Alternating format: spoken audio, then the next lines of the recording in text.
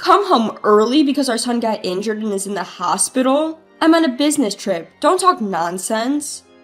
The voice on the other end of the line was from my husband, the father of our dear son. I was hoping to get him to come home because it's an emergency. Upon knowing his father won't be coming, our son Jim put on a sad face. But in the next moment, Jim pointed at the television with a surprised look on his face. Look, it's Dad! He's home! Turning my eyes to the television, I couldn't believe what I was seeing. My name is Donna, 32 years old, living an ordinary life with my husband and son. Mike, my husband, and I met through work. We were both from different companies, frequently working together as business partners. After Mike asked me out, we dated for 2 years and got married when I was 27. Shortly after I got pregnant, I took a maternity leave and gave birth to our son, Jim. I went back to work last year when Jim started going to daycare. Ever since I gave birth to Jim, the time Mike and I spend as a couple has drastically decreased, and that's one concern I've been having lately. We used to go on a lot of dates. It's a bit lonely, but I guess it's a happy problem to have. After all, our child is the most precious thing. With Jim in our family's life, we are more than blessed and happy. Then one day, while the three of us were having dinner as usual, Mike started a conversation. Oh, that's right, Donna. I have a business trip this weekend. A business trip? That too, on a 3-day-long weekend? Yeah, it's quite unfortunate. It seems the client can't meet any other day. I see. Working on long weekends, you must have it hard. Yeah, I wanted to relax at home, but it's work, so I can't help it. Upon hearing our conversation, Jim, who had been listening intently, exclaimed, With a troubled expression, he began to appeal to Mike. Daddy, you have to work on your day off? Sorry, Jim. Daddy really has to go this time. No! You promised we go to the museum on our next day off. We can visit the museum next time, Jim. I'll definitely take you next time. Dad, you said the last time too, and we didn't go to the amusement park. Challenged by his son, my husband Mike gave a troubled laugh. As a mother, I tried to calm Jim and reason with him. Jim, you see, your dad, he's working hard for you, okay? For me? Yes, that's right. He needs to work even on his days off, just this once, so we can go on fun trips with you. So we can go on a trip next time? Of course! Next time, we'll definitely make him take us to the amusement park and the museum. Yeah, Dad, you promise. Seeing Jim happily stick out his tiny pinky to make a pinky promise brought a smile to my face. I didn't throw any fits just to avoid ruining the mood, but there were many odd things about Mike's recent behavior. First of all, the number of times he worked overtime has drastically increased. He used to finish work on time, come straight back home to spend time with us. Yet recently, he's only been coming home on time a few days a week. Today, he happened to come home early, so we were able to have dinner together as a family. With Mike being less at home, the majority of Jim's care has fallen onto my shoulders. On top of that, Mike also happens to have a business trip this weekend. I love Jim, and I don't dislike taking care of him or doing household chores. But to be honest, there are times when I want to rant a bit. I don't want to doubt him, but is he really working overtime? Such unpleasant thoughts made my chest feel tight. To clear up my worries, I decided to talk to Mike after Jim had fallen asleep. He was watching TV with a beer in hand. I casually started the conversation. Hey Mike, there's something I want to ask. At my call, Mike said, "What's up?" and turned to me. It might be terrible to doubt my own husband. Even with that thought, I nervously asked, "You know, you've been working a lot of overtime lately, haven't you? Is work getting really that busy?" "Well, yeah, I've been given more responsibilities, you know." "I see, but you've always been going on more business trips, even on weekends and holidays." "There are also client schedules to consider, right? What's up, Donna? You usually don't ask about this kind of stuff." "Well, we've been spending less time as a family recently, so I was wondering if you could reduce your overtime. At that, my husband heaved a sigh and his tone clearly showed his annoyance. Donna, didn't you just say it yourself? That I'm working hard for Jim's sake. Huh? I thought you understood, Donna. I'm doing my best for the family. So why are you being so selfish? Selfish? I didn't mean to be. Anyway, please don't interfere with my work. I'm not doing this because I want to. I understand. I'm sorry. After this conversation, our relationship as a couple took a turn for the worse. In front of Jim, we pretended to be mom and dad that got along well, but when we were alone, our conversations dwindled to a minimum. 2 weeks later, it was the first day of the 3-day weekend, and as planned, my husband left for his business trip. Since our conversation, he had been cold to me, but he acted different that day. As he put on his shoes at the entrance, he looked apologetic and said to me, I'm sorry, Donna. I know it's a holiday. It can't be helped. It's work. Yeah, but it feels wrong to leave Jim with you. When I get back, I'll help out. Don't worry about Jim. Thank you. All right, well, I'm heading out now. Okay, have a safe trip. As my husband left the house with a wide smile, I forced myself to smile back, playing the role of a good wife. The next day, Jim said, I want to go somewhere. So we headed to a nearby shopping mall. We did some shopping and decided to have lunch, but just after leaving the restaurant and heading to the parking lot, a group of elementary school students on bikes crashed into me and Jim at full speed. We both ended up falling to the ground. I twisted my ankle, but my son Jim was having trouble getting up. Jim, are you okay? When I rushed over and called out to him, Jim started crying out loud. Mommy, it hurts. Where does it hurt? Can you stand? My foot hurts. I can't stand up. Oh no, it's swelling up terribly. The way he fell must have been bad. His ankle was visibly swollen. From the looks of it, it's probably broken. I gently helped him sit up and rubbed his back. The elementary school kids who bumped into us looked stunned and dazed at the scene. For the time being, I took their parents' number and sent them home. I carried my son to the car and rushed to the nearest general hospital. Even while we were waiting for our turn at the hospital, Jim was continuously crying, probably due to the pain. It's okay, Jim. Mommy's here. Even though I said so, Jim had never experienced a major illness or injury before. Even adults suffer badly from a twisted ankle, so it must be even worse for Jim. With sobbing mixed in his continuous crying, all I could do was keep comforting him. An hour later, we were finally called in for checkup. The x-ray results confirmed that Jim's ankle was indeed broken. However, thanks to the cast, his expression seemed somewhat relieved. Now, what to do next? Mike is on a business trip and my parents live far away, so I can't rely on them. I still have to go to work, but I can't leave my son, who's gonna be home alone with a broken ankle. I contacted my workplace and started working from home for a while. For now, I should call Mike. Mike, who answered the phone after a few rings, sounded annoyed, as if the call was an interruption, and bluntly asked, "What do you want?" Even though I was irritated by Mike's attitude, I explained the situation. We were hit by a bicycle in the parking lot at the shopping mall. Jim broke his ankle.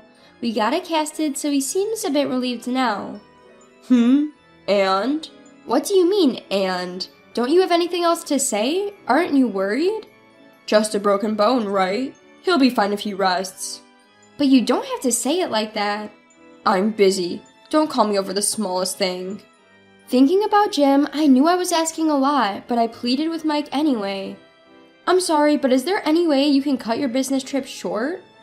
What? What are you talking about? That's impossible. But with Jim in this condition, I can't even go shopping. I can't cook either. I don't care. Take him with you. He got fractured. How do you expect me to take him? Come home early because our son got injured and is in the hospital? I'm on a business trip. Don't talk nonsense. He snapped and hung up the phone on me. The tone of the disconnected call echoed in my ears, and a feeling of emptiness overwhelmed me more than anger or sadness. What, is your business trip that important? We're having an emergency and yet he talks to me like that? Now, I can't even do my house chores. I decided to ask for help from my mother-in-law, who lives 30 minutes away by car. When I called her, she said, "I'll be right there." In the meantime, I decided to wait with Jim, watching TV. While waiting for my mother-in-law, I told Jim that his dad couldn't come home. "Jim, Daddy can't come home because he's busy at work." I want to see Daddy." "Jim, Does Daddy really have to work?" remember what I told you before? Daddy is working hard for us." Suddenly, Jim cut me off, pointed at the TV screen, and said, "Mom, Daddy's not at work." "What? What are you talking about?" "But look, Daddy's right there." "What? What are you saying?" "Daddy, come back." "Jim?" "Look, Mom, it's Daddy." Jim's face suddenly lights up with joy. Looking where Jim was pointing, there on the screen was undoubtedly Mike. But he wasn't alone. Next to him was a young woman, and they were being interviewed at a tourist spot on live television. This can't be. What's going on? Why is Mike there? Didn't he leave for his business trip just yesterday? My supposedly away for business husband is there on the screen, smiling with a woman. They're arm in arm, completely clinging onto each other, just like a couple. At that moment, an indescribable emotion began to bubble up within me. This is cheating. Once I was certain, I quickly hit the record button, capturing evidence of Mike's infidelity. Not wanting Jim to see any more of this, I quickly changed the channel. Soon enough, my mother-in-law arrived. While Jim took his nap, I decided to tell her about Mike's infidelity. "Mother-in-law, I have something to tell you." I stared into my mother-in-law's eyes and quietly told her, Donna, what's wrong? You seem so serious." "Can you take a look at this?" I played the recording from earlier. There it was, irrefutable proof of infidelity. When the interviewer asked Mike, "Are you on vacation?" he responded gleefully, "Yeah, I finally got some time off." "That's great. Are you here with your wife today?" "No, she's still my girlfriend, haha. I hope to marry her someday." "Very sweet. Enjoy your trip." "Haha, thank you." I stopped the footage as soon as Mike's interview ended. Witnessing her son's infidelity, my mother-in-law covered her mouth with both hands, lost for words. While I was wondering where to start, my mother-in-law bowed her head deeply. "Donna, I'm so sorry. My stupid son." "Mother-in-law, I'm thinking about divorce." "Yes, of course I understand. I won't stop you. What that fool did, it's unforgivable." "I'm sorry." "Don't apologize, please. For Jim's sake, you should seriously consider divorce." To confirm the truth about Mike's infidelity, I called his workplace. A staff member who was working over the weekend confirmed that indeed, Mike did not have any business trips scheduled. On the contrary, it was revealed that he had taken numerous paid leave days in the past few months. When I checked my calendar, the dates he had taken off were the same days he told me he was staying overnight at his office because of work. He was probably spending all those leaves on going out for whole-day dates with his mistress. As more and more of Mike's misdeeds came to light, a simmering rage began to rise within me. To tell such an easily discoverable lie, and to even go on a trip with his mistress? How much more does he need to make a fool out of me? Once my anger subsided, I quickly decided to come up with a plan to get back at Mike. Even my mother-in-law approved of me filing for divorce, so I'm not holding back. A few days later, before Mike got home, I invited my mother-in-law over to our place and had her wait for him in the room next to our living room. I couldn't let Jim witness this mess, so I left him with his grandfather at my in-laws' place. Unaware of anything, Mike returned home and appeared before me with a big smile on his face. "I'm home! I got you guys some souvenirs." Mike held out a box of sweets, but there was no way I would be deceived by such a thing. I slapped away the box of sweets he had offered and coldly said, "Did you enjoy your trip with your mistress?" "Huh?" "It's impressive, isn't it? Buying souvenirs for your family from the place you went with your mistress. When did you get so bold?" "Hey Donna, what are you talking about? A trip with my mistress?" "Don't play dumb. I've known for a while now that you went on a trip with your mistress over this weekend." Even after I said all this, he still played dumb. "I don't know. I have no idea what you're talking about," was all he repeatedly said. Suddenly, my mother-in-law appeared from the room next door, unable to bear it any longer, even before I gave her the cue to come out. She briskly approached Mike and slapped him across his face. To the stunned Mike, she spat out angrily, "What do you mean business trip, you fool?" "What, Mom? What's going on? I just went on a business trip." "Huh? Can you still say that after seeing this?" "Huh?" My mother-in-law slowly grabbed the TV remote and played a clip from Mike and his lover's interview. Seeing this, Mike's face turned ashen.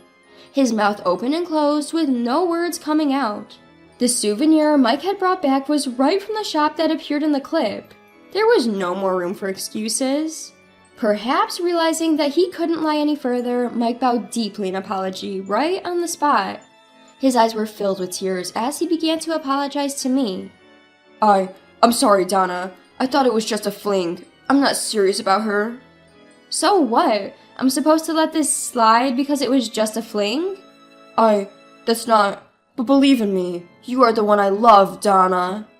Even after being confronted with all the evidence, he was still trying to deceive me with his shallow words like, "I love you." I was thoroughly disgusted by him. I slammed down the divorce papers in front of him. "I love you? Quit messing with me. Do I still look like a fool to you? Our son got injured and you still lied to go on a trip with your mistress. Unforgivable. You make me sick to my stomach." Donna, please, just calm down." "Shut up. I have no trust in you no more. I can't continue living with a deadbeat like you. You're nothing but a waste of my time and energy. Sign those papers right now and get out of our lives, you jerk." Finally realizing the gravity of the situation, Mike burst into tears. He repeatedly apologized, but I ignored him. In the end, under pressure from his mother, Mike reluctantly signed the divorce papers. Subsequently, we divorced. Of course, I gained custody of our son Jim. I claimed compensation from Mike and his mistress and returned to my parents' home. Mike was disowned by his parents, and from what I've heard, he was never allowed to set foot in his parents' home again. Since Mike initiated the affair, when his mistress was asked to pay compensation, she exploded in anger and exposed the relationship to everyone at their workplace. As a result, Mike was demoted to a dead-end department. The woman who had been a temporary employee was let go and dismissed from the company. Mike's salary dropped significantly, and now he seems to be just getting by. He probably won't have the luxury to entertain women in the future. As for me, I am living a peaceful life with Jim at my parents' home. I haven't explained the reason for parting with Jim's father to him yet, but I know that one day I will have to talk about it. Until then, I want to cherish my time with Jim.